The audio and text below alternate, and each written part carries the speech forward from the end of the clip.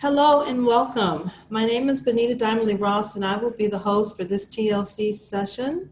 We are excited that you have joined us today for You Have the Life Preserver, taking ownership of student writing development. Please welcome Michelle Rosser-Majors and Stephanie Anderson. Take it away. Thank you, Benita. Well, first of all, welcome to everyone that's come. It's kind of getting late in the day out on the East Coast, early afternoon Pacific Coast, so thank you so much. Dr. Anderson and I are going to address an area that can sometimes be a little bit controversial. Whose job is it to work with our students and their writing?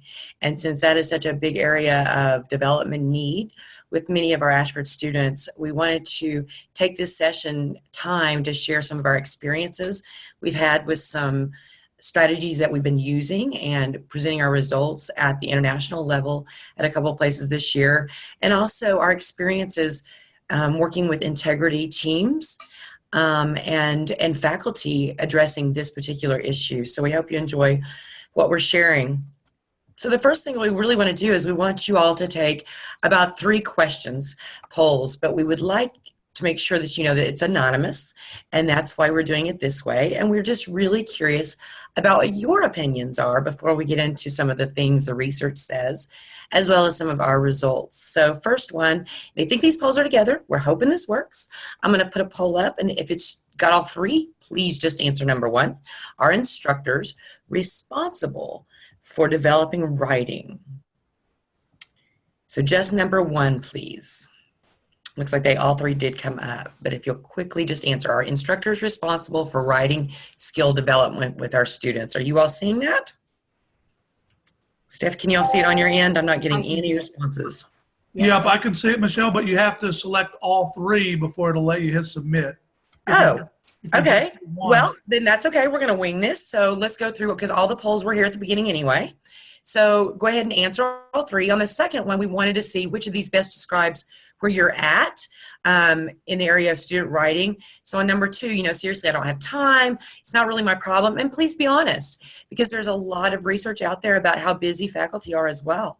If you're a staff person, advisor, we'd like to have, your opinion as well, although these are a little bit more geared to the faculty.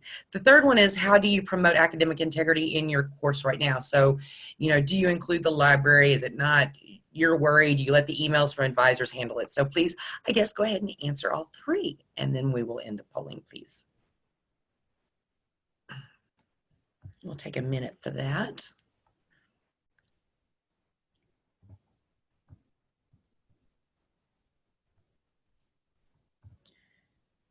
Okay, so we have about 2 out of 12, 3 out of 12.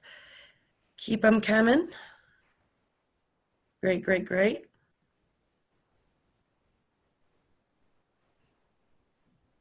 And if you did other, I suggest you type it in the chat. That's totally up to you. If you want to stay anonymous, that's cool too.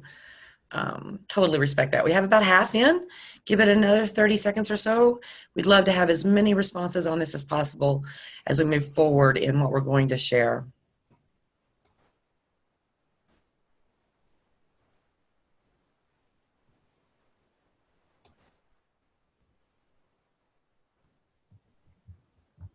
Okay, let's end it right there. And let's share our results.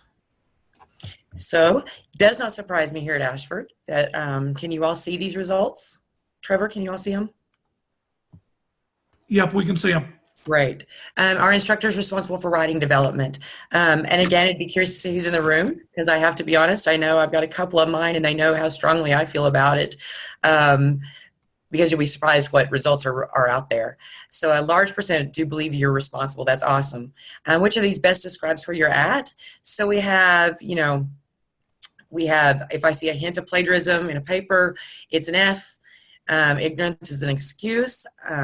We have one that's, if I can help students improve their writing, it'd save me time in the long run. They're here to learn, so it's my job to teach them what they need to know. Is our largest percentage, I believe 57%. And then our next percentage is everybody deserves a second chance. I'm willing to work with students who are willing to learn. And then on the last one, how do you promote academic integrity? We've got our largest percentage is sharing links to the library. Some post announcements, send out emails. Encourage students to use Grammarly and other paper review. I explain strategies for using academic voice. I point out examples and illustrate proper and improper in the student work. Kind of keep in mind that's 43%. That's actually going to back up some statistics we're going to show you. And I allow students opportunities to rewrite, 71%, yay, and then other. So we'll stop sharing. I will come back to our polls here, and I'll skim through these because we did all those. And so let's look at some of the research. And we're going to do this on the basis of Dr. Anderson and I presented at the International Conference for Academic Integrity in Richmond, Virginia earlier this year, and then later in another conference where we shared some results in more of a faculty teaching conference. And so we wanted to share, based on what we heard at the first conference, we wanted to see what the research said. And it actually confirmed what this international conference, the kind of feeling and energy we got from some of these folks. And that's that basically, faculty in general, only about 47% think it's their responsibility. It's not theirs. It's the academic integrity team, it's the writing center, etc. As you come in and they separated these out, different faculty at different levels felt like it was their responsibility. More of the liberal arts faculty felt it was more their responsibility than the other groups. But it was really, really interesting. And then also in this particular research, they found that only 74%, or that 74% don't even invite the library into their courses. Now, of course, that's going to look different online. And I'll encourage all of you, if you don't know, just as kind of a little snippet for the library, they actually have some walkthroughs now that are great new modules that they've created that we can put into our classes that invite the library into our class and invite students to go check it out. So it's about half and half.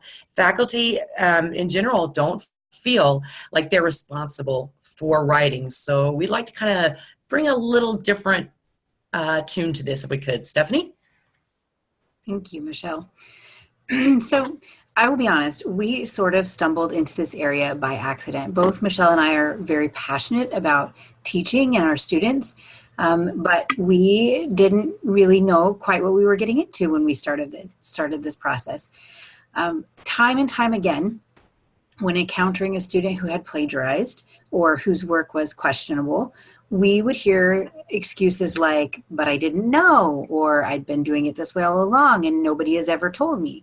And thinking back to those poll results, I will admit earlier in my career as an instructor, I was a bit more cynical, and I probably could identify with all of those, even some of the more negative ones like, it's not my problem, you should have known this, you're in college. And so early on, I was pretty skeptical of these excuses that we were hearing. But as Michelle and I kept having the same conversation over and over again, I think we both sort of realized that maybe our assumptions were wrong, and maybe they hadn't actually ever been explicitly taught what plagiarism is or how to develop their own academic voice and what it was exactly that we were expecting from them and what we wanted to see in the papers that we were asking them to write. So during one of our conversations, which was a repeat of probably a dozen similar conversations before, we wondered about the possibility of our program courses actually making a difference in regard to student writing and whether there was something we might be able to do. So when we had the opportunity to revise the introductory course in psychology, we took a chance and we introduced an activity that was designed to help students understand exactly what we mean by academic voice and the importance of implementing this voice and how to help them avoid academic dishonesty, particularly in the form of plagiarism, what that even means, how to avoid it. So we can move to the next slide. And in the research that we did, we focused on 3 key points here. So I will just outline these hypotheses for you.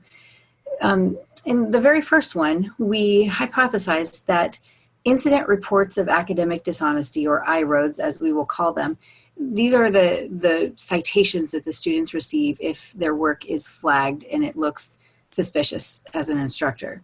We hypothesized that these IRODs would be reduced. We would see fewer of them upon implementation of writing activities designed to emphasize integrity within these courses.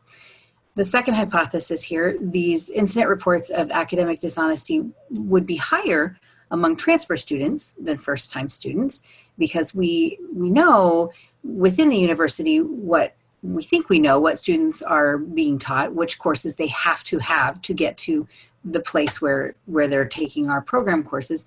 But when students are coming from outside of the university, we don't necessarily know what they've been exposed to, or how long ago they've taken courses that may have taught them how to write appropriately.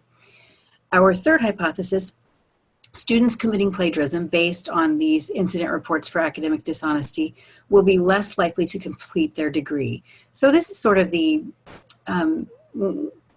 why is this important, and why do we want to look at this big picture?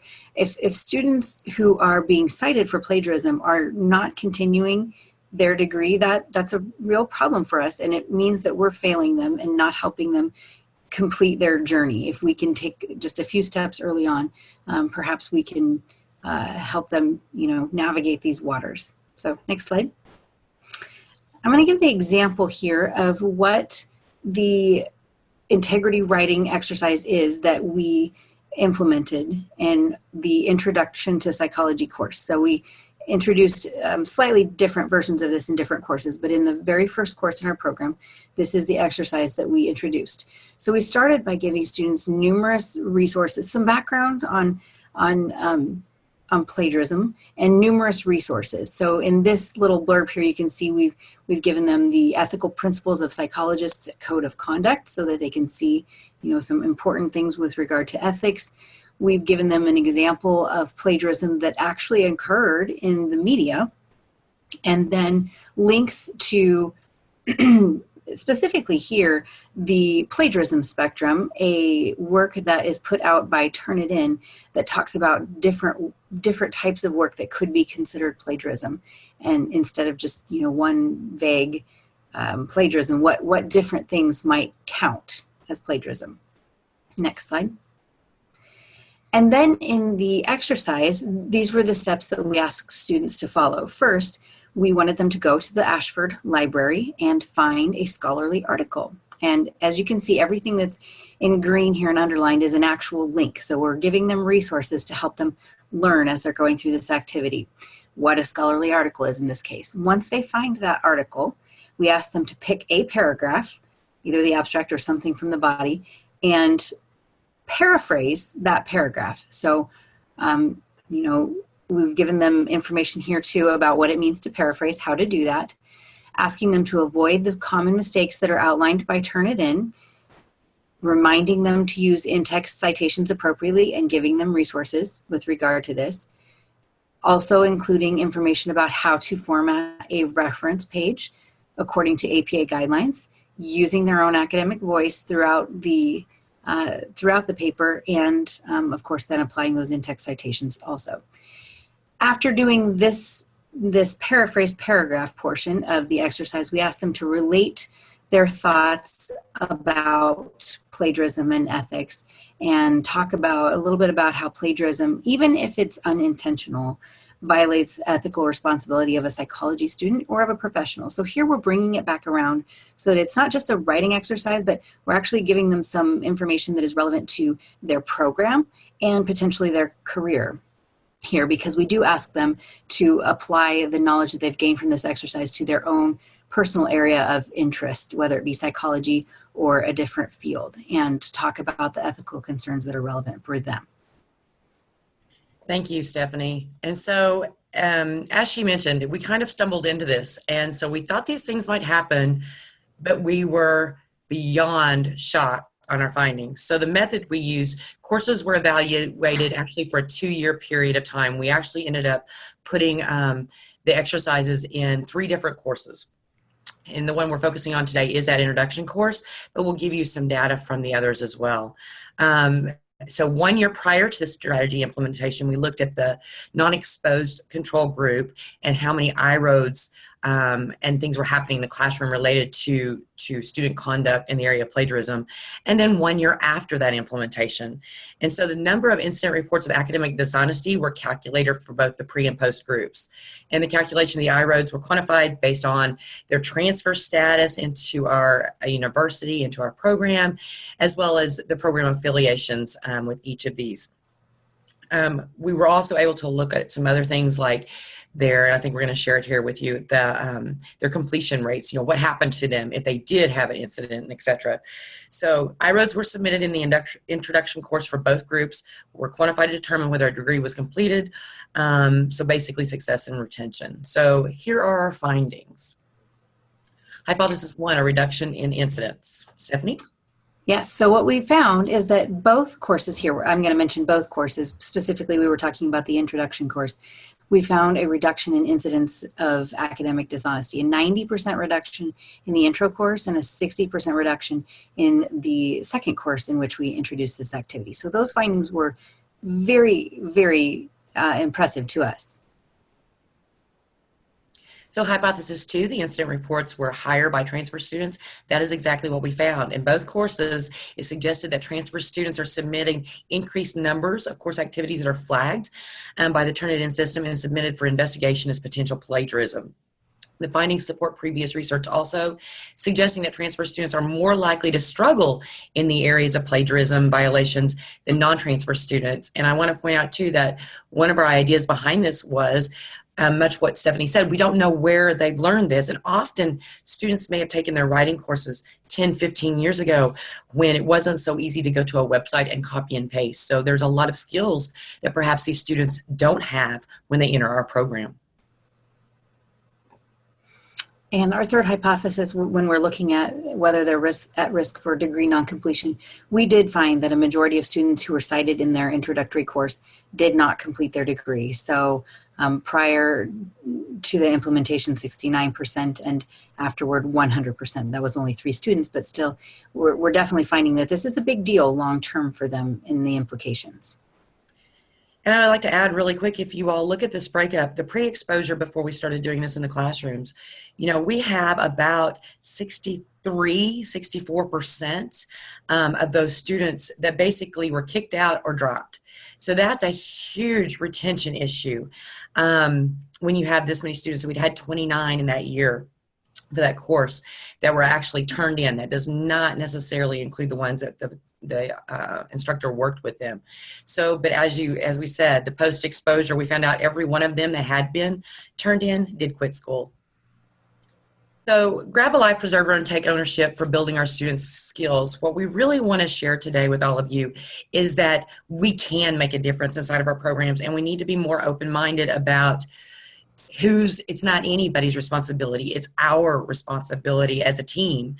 And so number 1, infusing writing development into the content with core programs is needed, in our opinion, but will require a purposeful paradigm shift, as many content instructors do not believe it is their duty, nor do they have the time to address this issue. But what we encourage is in our personal environment where we're, revising courses, we really encourage those of you in charge of that, or that can make suggestions to your leads, to your program chairs, to your curriculum, that this could potentially be a change of game for many students coming into our programs, if they can at least get some reminders about what writing looks like and what it needs to look like once they come back into academia. Number 2, content instructors should be more equipped to evaluate blatant violations of ethics. What we're finding too is that because we don't feel we're responsible, we don't necessarily know how to look at reports. We don't know, we may cite someone for plagiarism when we find out actually later that they had just copied and pasted the prompts and different things. So it's not our problem, so we don't learn how to do it. When we understand how to read those reports, we can help students to improve. We can find where the mistakes are happening and how we can quickly help them instead of setting them up for potentially quitting school. Because as we said, a large percent of the students that are turned in quit or get expelled. Lastly, no assumptions should ever be made by our designers, by our chairs, or our instructors that the students who are now entering our courses have received effective writing skill training in association with the ethical applications prior to their enrollment. We don't know. We assume when they get to Psych 101 or, Biological Sciences 101, that they're ready. Often we don't even know what classes those students have taken. And when we go back and look, we find out they've transferred in 10-year-old writing classes. So we have to quit making assumptions. If we want to help our students, we need to find where they're at and give them opportunity to build those skills. So the discussion questions we wanted to bring up and have a chat about either vocally or you can write in the chat, is we'd like some of your opinions. If you're faculty, what is your biggest challenge with student writing? What do you do to prevent plagiarism, to encourage student voice? Are you doing something we haven't suggested here? Have you ever seen this applied anywhere else?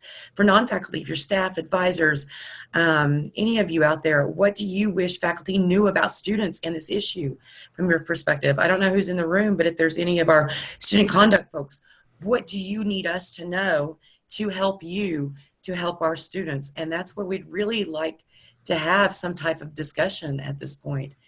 And Stephanie, I did figure out how to get this up on chat too. Okay. Anybody. So if you want to, do you see any yet? What I've got here so far is just comments regarding recycling work or reusing work and how that can be helpful for students to have that opportunity. I'm reading here too. The recycling thing is, I'm noticing a conversation about recycling. You know what, that is truly something that's tough, is when a student is retaking the course and they forget to tell us. Mm-hmm. I will suggest a couple things. Number one, I was actually just told recently in the last probably week that our Civitas, we can go in there and actually see if they're retaking our courses. So we can shoot an email to them that says, hey, you retaking the course? Are you reusing your stuff? The other thing that I've done in the past is if it shows up on a turn it in report, is you can easily, again, if you know how to use those reports, if you see one that says Bridgepoint Education and it's 100% match, go in there and push the button. It will send you what that example is or who it was copied from, and it's going to tell you that it's the student's own work. And so it's a really great learning opportunity to perhaps say, this may not be accepted in the future. You need to be sure you're communicating with your faculty. So recycling, I do know, can be tough. But I also know I've forgotten before Mm-hmm. to tell people things. I see Felicia is noting the biggest challenge is some of our students are very defensive about their work. And I think that can be true. It does seem as though even the slightest suggestion that they may have erred in some way immediately is met with resistance. And so it does take some tact in terms of communicating to them. And sometimes it's just the way in which we present that information, I think. Well, and in the same conversation as well as what Trevor has brought up, he says, they still say, I haven't heard of that before. The other thing that we're finding really helpful, I feel like, in our program is that no longer can our students say that. Because everyone in our program, instructor-wise, should know by now. If they don't, we'll keep pushing and letting everybody know. But they should know by now, after a year of really trying to segregate that information, that our students are receiving that information in Psych 101. They were receiving it in their 301 course. We've actually moved that course a little further down the road. I think it's 5th now. They're receiving that type of information in 302. We've just introduced it to our 2nd course because it's had that much success. Because I need to point out, too, what we found is that, and it's not included in this, we included in some other results from another presentation, but not only did it improve Psych 101 and what was then the 3rd course, 301, the courses that came right after those courses had improved rates as well. So what we found is that awareness at the very least. And now, again, our instructors can say, well, I know you went through this in Psych 101. Now, that being said, they could have transferred that one in too, but now we've got it in probably, I'm going to say, the first 4 to 5 courses that they take in our program, we have some type of exercise of awareness. So this helps our students not be able to say they haven't heard that before. You don't need to throw the book at them. I totally agree. I think something, and Stephanie and I have talked about this extensively as well, is often and granted, I think there's some different attitudes that happen early in a program versus late in a program. And where we're really focusing almost half of our program on making sure these type of exercises are there, it changes what happens later in the program. But in the beginning, I have zero problem telling a student, you need to rewrite this. Here's your report, and this is what's going on. And let me know if you have questions. And most often, they're really appreciative. Because too often for me, what I find out, and I've actually added this to some of my communications now, is I'm thinking you ran out of time here because I'm seeing some things that perhaps you didn't mean to do. And they are so grateful for yeah, I messed up. Because a lot of times they're going to test you to see if you do check. And that's the nature. Our students are busy. Any other comments? I'm going to go ahead and change to our last slide here. Just references and our contact information.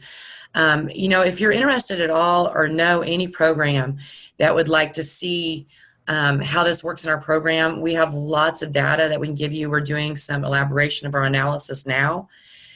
But when we can make these tiny changes in a program and take responsibility for our students, I have to believe that means it would be transferable and sustainable for other programs.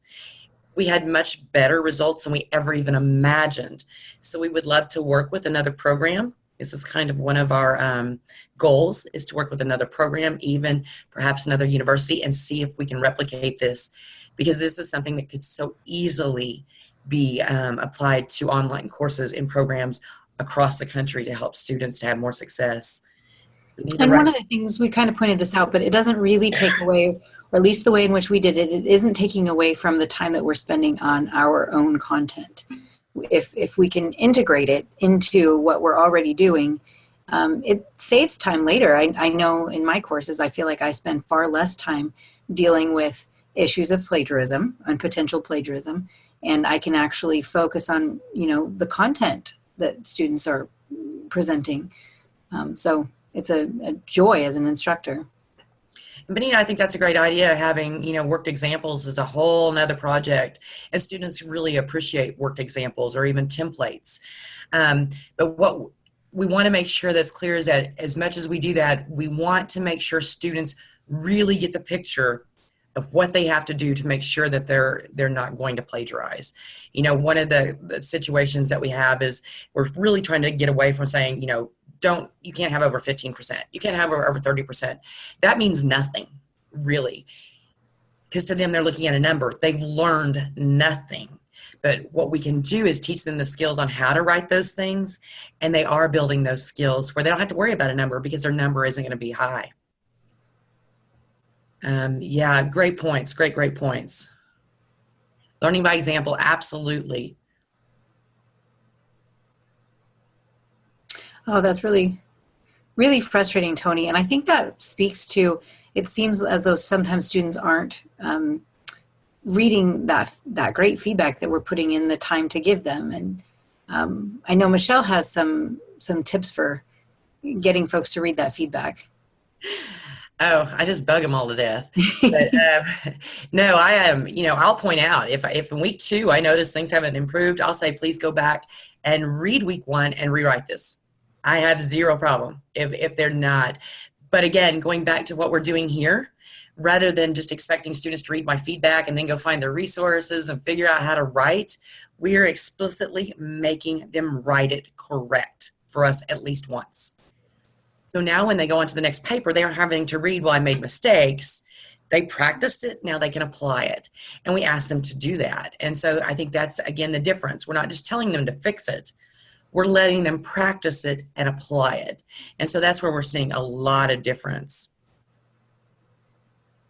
Felicia, yeah, it can be a great idea. And, some people, I understand timeliness, but I would so much rather give an entire class the opportunity to rewrite because they thought this was going to be easy and not take off points and then do it right. And I always tell them, I think my first question thing on there is always, do not panic. Another quick tip, Stephanie was saying I have quick tips, Tony.